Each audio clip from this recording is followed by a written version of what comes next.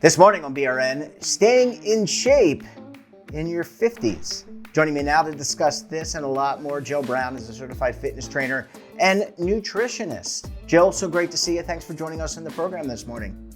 Well, thank you for accommodating my West Coast time zone. Absolutely. We appreciate you coming on. You've got a lot of great experience, and we're glad that you could share it with us this morning. I want to start out our conversation, Jill, asking about the importance of longevity and our fitness, our nutrition. How does that all fit together when you think about human longevity? Well, the going term now, we don't really say longevity in that field so much. Not that I'm a longevity scientist, but of course I implement the science and the research from longevity study, from gerontologists and longevity researchers. And now what we're concerned about in that area is health span, because we have all kinds of drugs and medications that can keep us alive to close to 100 or longer. But what's your health span like? Like, are you going to be spending those last 10 years in a wheelchair with somebody changing your bedpan? Are you going to be able to move freely? So those are things that we think about. So the health span is how many years of life where you are physically able to take care of yourself. Yeah, okay, that's a really important distinction and an important perspective. So let's talk about working out. And when I reached out to you, I had seen a great article that you had written about getting flat abs in your 50s. And look, Jill, I'm 50, and I used to have really flat abs, and I don't anymore. So how does our exercise and what should we do to increase and improve that health span? Well, when we talk about health span, one of the markers of your health is metabolic health. And one of the markers of metabolic health is how big your belly is. So you've probably heard that your risk of heart disease increases the larger your belly, which is one of the reasons why I do work on people. Like, everybody wants to have a flat. Who doesn't want to have flat abs? I mean, everybody wants flat, toned abs. But there's an actual health and longevity or health span benefit to having leaner abs, and that is something called visceral belly fat. If you've never heard of visceral belly fat, there's the fat that lies right under the skin, like the pinch and inch kind. That's called subcutaneous fat. That is not dangerous. It's just under the skin. It doesn't cause any metabolic disturbances. Now, when you start putting on belly fat and you see people, they have like the quote unquote beer belly or the beer gut, that fat under the skin can over time seep in below the muscle and around the organs. Also, there's spillover. So when you start running out of, you have so many fat cells, your body can start making more, but where it's going to use fat cells that exist, and it's going to start putting the overflow into the region around the belly. Then some of it will also go into the liver. So you might have heard of non-alcoholic fatty liver disease or NASH. This is excess fat getting deposited in the liver, no good for metabolic health. That's going to start shortening your health span and your longevity, your lifespan. And then this visceral belly fat that's outside the organs. Well, fat is where we store toxins. And so when these fat cells are around the organs, it can leach something called toxic cytokines. You don't need no test, you're not being tested on that, but it leaches these toxic chemicals into the bloodstream and into the organs, thereby shortening your health span and causing a whole array of metabolic diseases. So that's one of the reasons you don't need, having a flat belly, looks great in clothes or out of clothes, but it's not that that's the important part. It's how much of that belly fat is building up under the muscle and around the organ. And that's what we have to look at. And that's called visceral belly fat, which So, will cause damage. sorry, I didn't mean to interrupt you, Jill. So do we have to train differently? We've been talking for a while offline. I work out, yoga, row. But do we have to train differently in our 40s, 50s, 60s, 70s than we did when we were 18, 20, 25, 30? The only difference that you have to do differently from your 18 teens to your 30s versus your 40s and 60 plus, I'm 57. is just make sure you don't get injured. Because when you get injured, we don't heal as fast and we're going to be down and out for a while. I have a lot of injuries and I'm constantly managing injuries that I developed in my 20s and 30s doing dumb stuff. And and then some of it into my 40s, thinking I was still in my 20s and my 30s.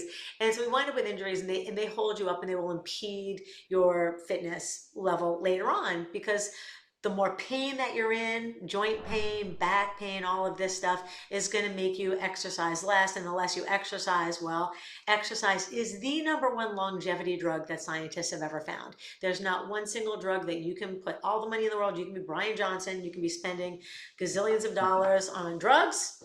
Now you know who Brian Johnson is, so you can spend all of Absolutely. your money on drugs and your treatments and supplements. But the one thing that is absolutely known to keep you alive the longest is being able to regularly exercise. If you hurt yourself in your 40s, 50s, and 60s, and you wind up having to exercise less or can't do your favorite exercise, which makes you want to work out less. Let's say you're a runner and now you have like some ankle problem, you've broken an ankle and now it hurts to run. Well, you have to find other things to do. You have to work around injuries, but sometimes it's just not as fun because that's the thing you love. So the number one thing is don't get injured, or make sure if you get injured, find other things that you can do. Always work around your injury. The other thing that you have to do differently, and the most important thing you have to do differently after 40, 50, and 60 is eat differently. So let's talk about that, because it's almost like that Apple commercial, think different, but we're saying eat differently.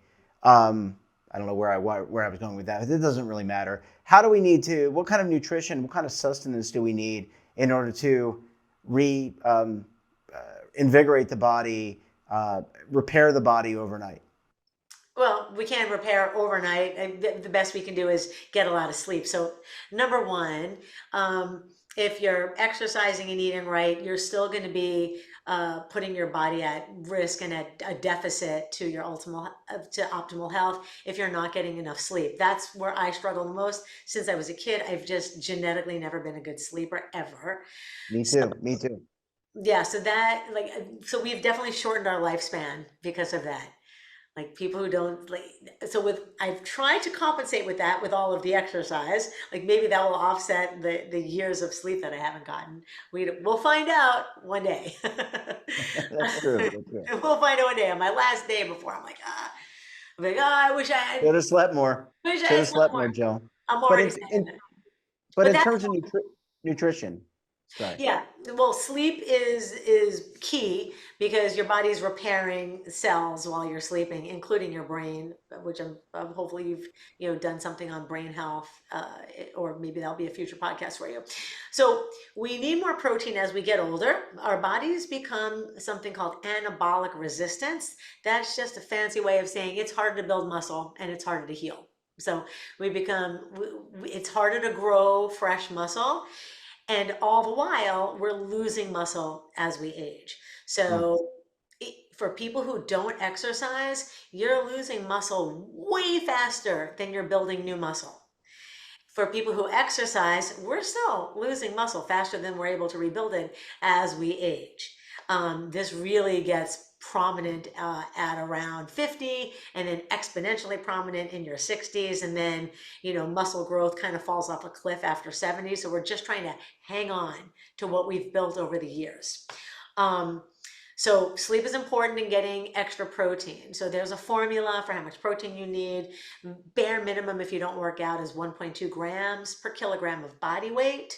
Bare minimum, if you exercise, I'm really looking to people to get 1.6 to 2.2 grams per kilogram of body weight. Now, of course, if you're a 200-pound person, you're going to be choking down an entire horse. It's gonna be hard to get that much protein. So we base it, or I base it as a trainer. So I'm a trainer, nutritionist, and master health coach, fitness coach as well. So I base it on the person's lean mass, if I have access to that information, or their desired body weight. So if you're 200 but you want to weigh 175, I would base that formula on 175, just to make it simple. And should we, in terms of lean protein, is it traditionally the chickens, the lentils, things that are considered lean kinds of proteins that you would consume, or can you supplement with like Greek yogurt or a protein powder in addition to real food? So lean protein means it has a low percentage of fat.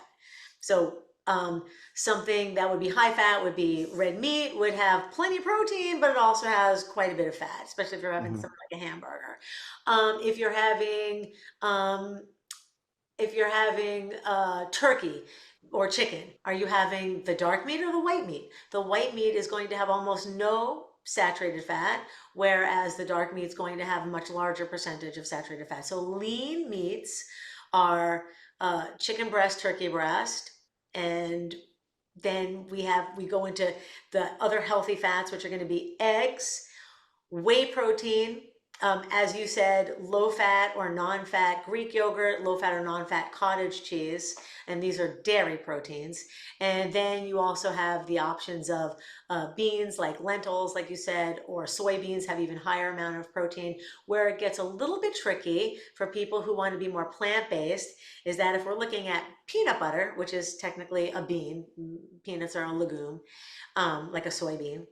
Um, they are more fat than they are protein. So you're really getting a lot more fat. So a lot of the calories are coming from fat.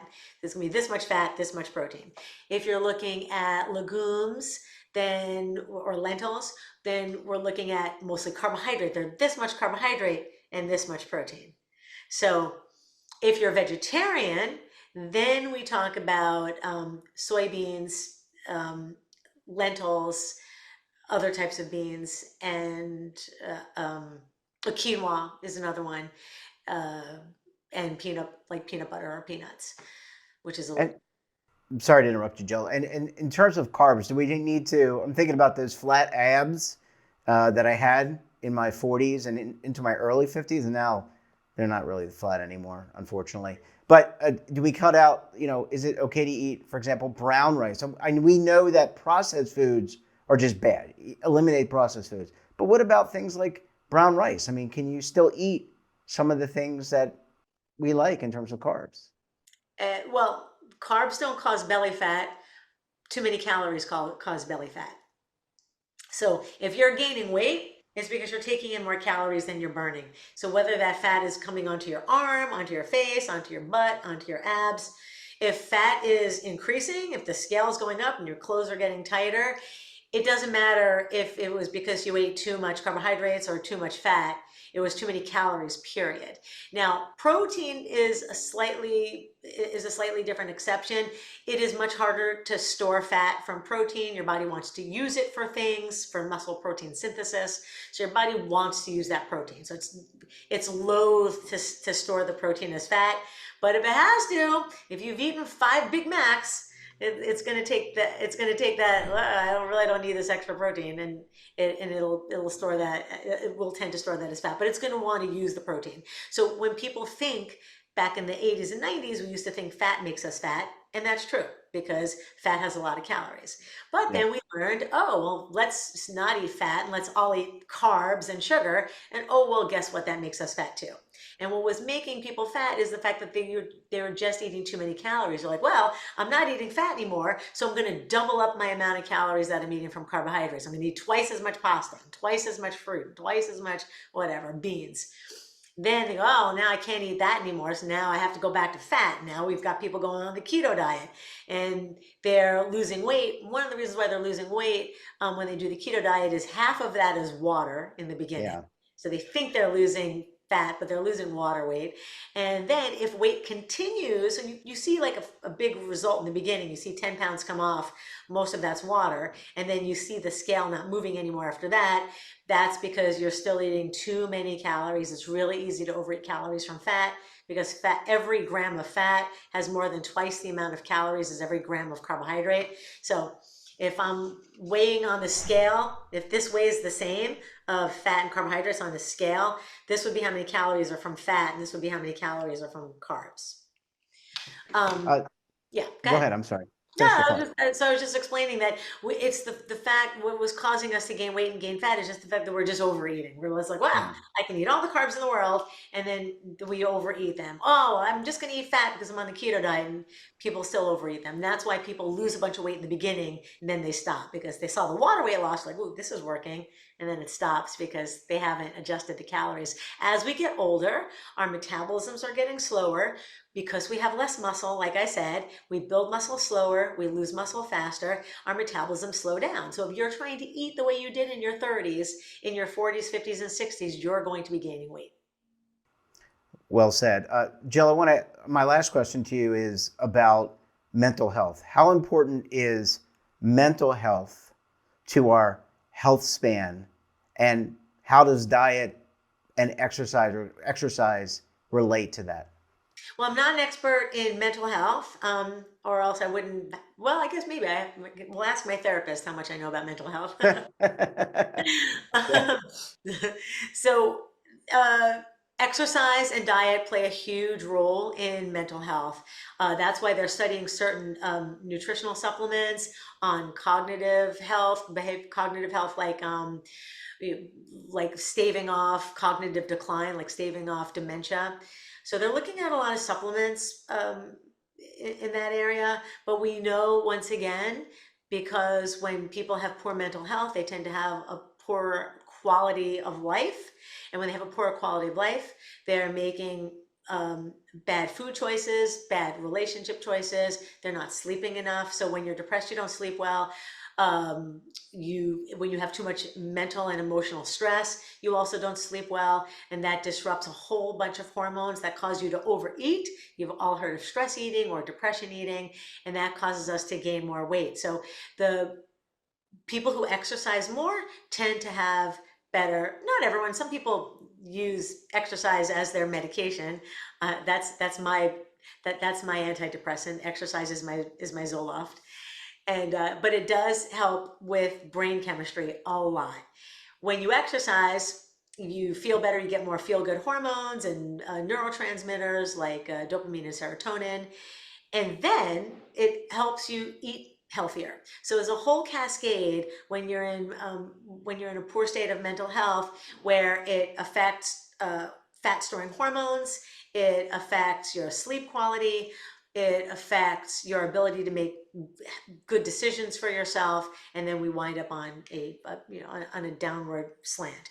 When you make better food choices and you sleep better and you make healthier choices with your lifestyle as far as exercise and movement, it improves your mental health. Well said. It's all interrelated in some way. Got to take care of the mind, the body, and the spirit. Joe, we're going to have to leave it there. Thanks so much for joining us, and we look forward to having you back on the program again very soon. Thanks, Jeffrey. And don't forget to subscribe to our daily newsletter, The Morning Pulse, for all the news in one place. Details, of course, at our website. And we're back again tomorrow for another edition of BRN. Until then, I'm Jeff Snyder. Stay safe, keep on saving, and don't forget, roll with the changes.